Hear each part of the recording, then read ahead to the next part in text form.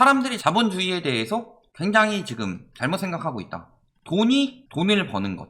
이것에 대해 자본주의라고 하면서 주식은 그렇다 칩시다. 부동산이나 코인을 가지고 이게 사유재산이고 독점을 하든 아니면은 작전을 하든 뭐라든 간에 올려서 비싸게 팔아서 내가 많은 돈을 넣어서 돈을 벌면은 이게 자본주의다. 이렇게 이야기를 해요.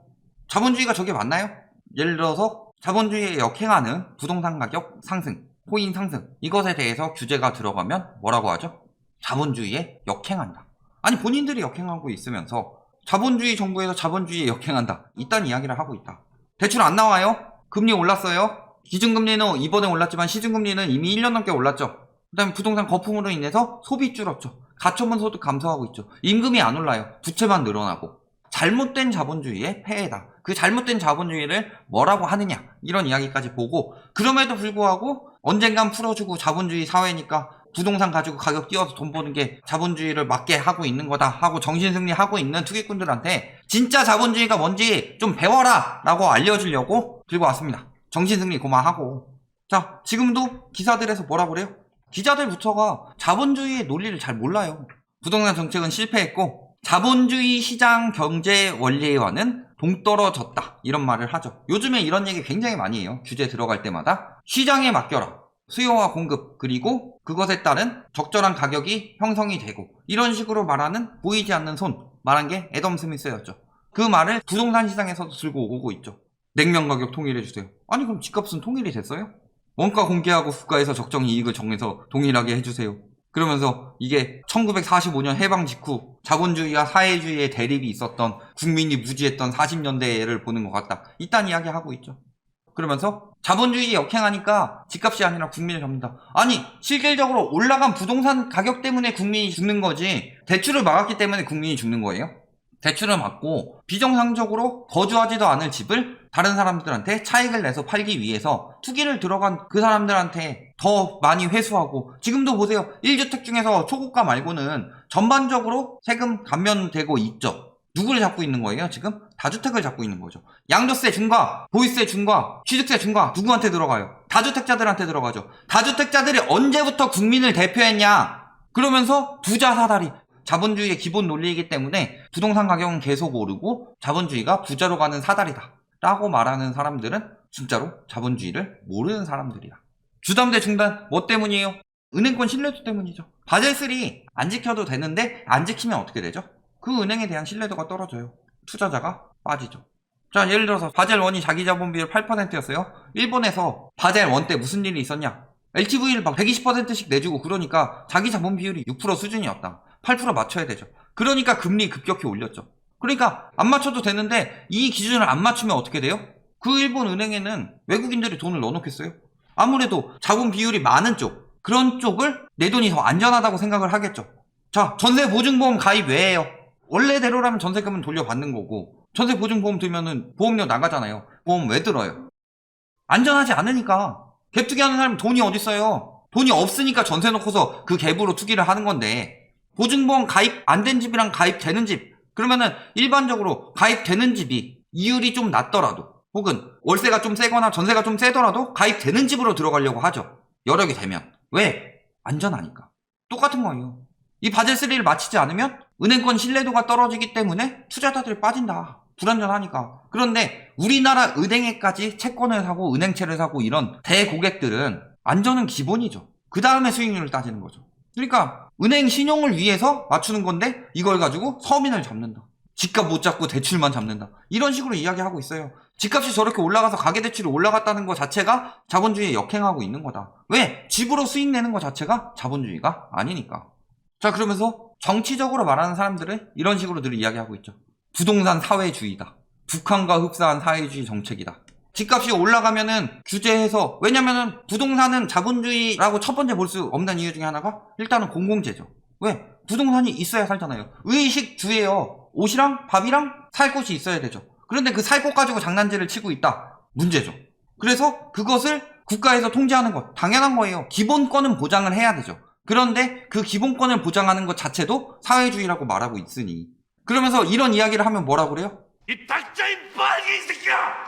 그래서 부동산 정책은 사회주의 자체다. 이런 말들 다 어디서 해요? 부동산 카페! 지들 손해볼 것 같으니까 저런 사회주의다 매도하면서 빨갱이라고 매도하고 있는 거죠. 전혀 잘못 알고 있다. 자, 자본주의의 정의 뭐예요? 생산수단을 자본으로서 소유한 자본가가 이윤 획득을 위하여 생산활동을 하도록 보장하는 사회경제체제. 자, 그러니까 첫 번째, 사유재산 인정하는 거 맞습니다. 근데 요것만 보고 있다. 사유재산으로 뭘 하는 거예요? 생산. 왜냐면은 왕권시대 막 봉건시대 이럴 때 가봐요. 생산수단이 있었어요. 사유재산 뭐 개념이 어디 있었어요? 그냥 뭐 영주한테 땅 나눠줘서 그거 다 세금으로 걷어가고 이거 굉장히 폐해가 컸죠. 그러니까 생산성 그리고 개인의 욕심이란 게 있죠. 사회주의가 망한 게 그것 때문이죠. 개인의 욕심을 생각하지 않았다. 누구보다 사람들은 잘 살기 원해요.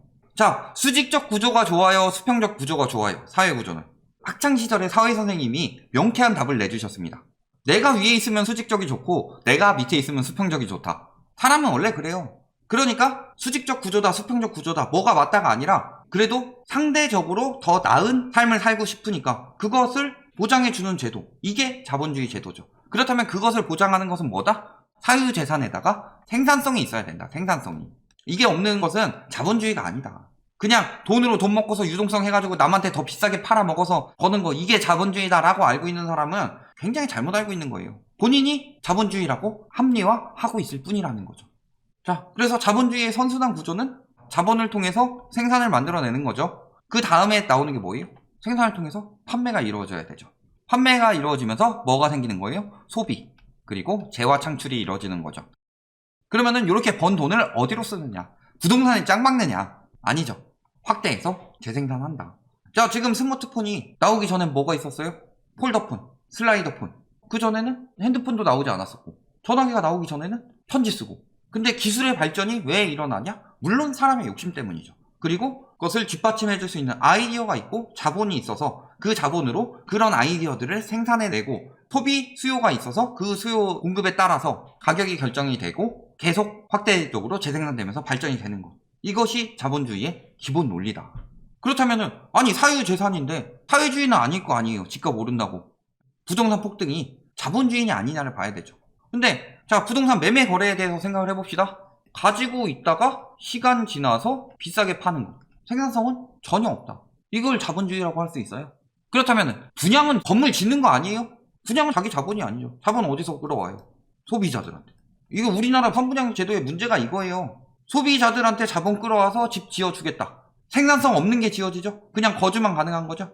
그래도 뭐 생산됐다고 칩시다. 그런데 찾으려고 맨날 부도나고 방치되고 대판으로 짓고. 자본주의에서는 자기 자본을 가지고 좋은 양질의 물품을 생산을 해서 그것을 팔고 그것이 사람들의 소비를 이끌어내면서 확대 재생산이 돼야 되는데 아니에요. 지금은 다 돈에 미쳐가지고 그냥 비싸게 주고 사는 거지 저게 가격이 더 오를 거다 이런 기대가 아니라면은 저 가격을 주고 분양을 받을 사람이 있냐?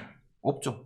근데 자기 자본 들이지도 않고 다 선분양해가지고 분양가로 해서 계약금이랑 중도금 받아서 그걸로 짓고 나중에 잔금 받아가지고 돈 벌어먹고 빠지고 이게 건설사들의 행태다. 근데도 부동산이 자본주의예요? 부동산 같은 건 뭐라고 불러요? 물신주의라고 부릅니다. 사회 인간이 상품이나 화폐 따위의 생산물을 숭배하는 현상. 부동산 심리는 지금 어때요? 숭배를 넘어서 광신입니다. 예시를 들까요? 자, 부동산의 가격을 결정하는 건 뭐예요? 수요와 유동성이죠.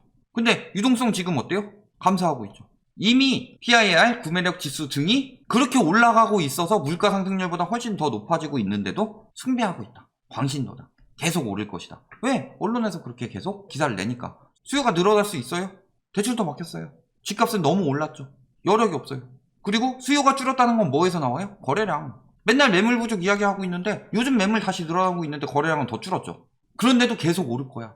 부동산이란 상품은 계속 오를 거야. 유동성 막히고 심리 막히고 뭐 막히고 다 이야기를 해줘도 뭐라 그래요? 현금 부자가 사준다느니 뭐니 공급 부족으로 오른다느니 신앙이 아니고 뭐예요? 다방면으로 다 얘기해주고 있죠. 경제 상황, 유동성 상황, 그 다음에 지금 세계적인 지표 이런 것들 다 얘기해주고 있는데도 믿는 거에 미쳐서 주변이 보이지 않는다. 이걸 물신주의라고 한다. 이게 무슨 자본주의예요? 물신주의지. 그러면서 뭐라 그래요? 중산층이 될 수 있다며 착취를 은폐하는 자본주의. 착취다, 착취. 중산층이었던 적이 없어요. 지금도 영끌하면 중산층이 될 것 같죠? 안 돼요. 왜? 당신 한 개 영끌하는 동안 그 인간들은 3개씩 갭투기 들어가고 있어요. 근데도 부자가 될 수 있으니까 지금 영끌해서 살아 해가지고 이 3개씩 갭투기한 인간들이 팔아먹고 있는 거다. 착취당하고 있는 거예요. 자본주의란 말에 속아서 물신주의를 가지고. 저게 무슨 자본주의예요? 생산성이 없는데. 계속 그러니까 그거 부추기려고 뭐라 그래요? 벼락거지. 계속 지금 부동산 커뮤니티 벼락거지란 말 빈번히 등장하죠. 왜 벼락거지라고 하겠어요? 벼락거지라고 자꾸 해야지 열받으니까 사거든. 거지가 아닌데 거지라고 자꾸 하면은 거지 소리 안 듣고 싶어서 뭔가 하게 되거든요. 그러면서 계속 그래요. 벼락거지 됐다. 대깨문이다. 뭐 잘못된 정보를 전달했는데 벼락거지 된 거야? 광신도들이 와가지고. 이런 심리 이용해서 누가 돈 벌어요? 자, 평균 600억 슈퍼로또래요. 10조 1379억의 매출. 그 중에서 분양이익이 2조 6203억 원이다. 수익률이 25.8%예요.